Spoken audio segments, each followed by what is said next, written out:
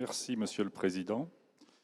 Madame la Vice-présidente, mes chers collègues, comme vous le savez, le passage en régie n'est pas la solution que nous aurions privilégiée pour le service de l'eau. Néanmoins, nous sommes à mi-parcours entre la décision de fin 2020 de création de la régie et son démarrage opérationnel au 1er janvier 2023. Et il est impératif que l'opération soit menée à bien pour la continuité du service aux habitants, aux entreprises et aux services publics de notre métropole.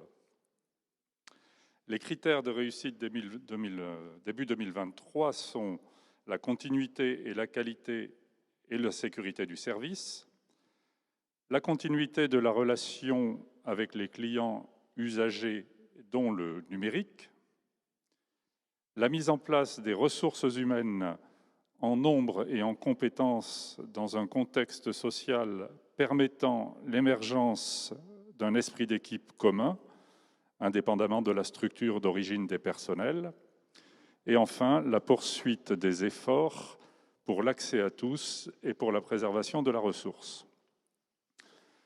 Les informations communiquées, notamment dans le cadre du groupe de travail, tendent à montrer un avancement satisfaisant des différentes tâches. Il reste cependant aux équipes de préfiguration de la régie beaucoup à faire et beaucoup de difficultés à surmonter au cours de l'année pour être au rendez-vous dans moins d'un an, comme nous le souhaitons tous. À moyen terme, l'objectif est que, sans augmentation de la charge financière pour les clients usagers, la régie assure son fonctionnement et dégage l'autofinancement nécessaire pour entretenir ses moyens, réduction du taux de perte par exemple, pour raccorder de nouveaux quartiers, de nouveaux habitants, et pour mener à bien les projets d'investissement visant à répondre aux besoins futurs, en volume, ou en développement ou substitution de ressources renouvelables. Et enfin, pour innover ou tirer parti des innovations du domaine.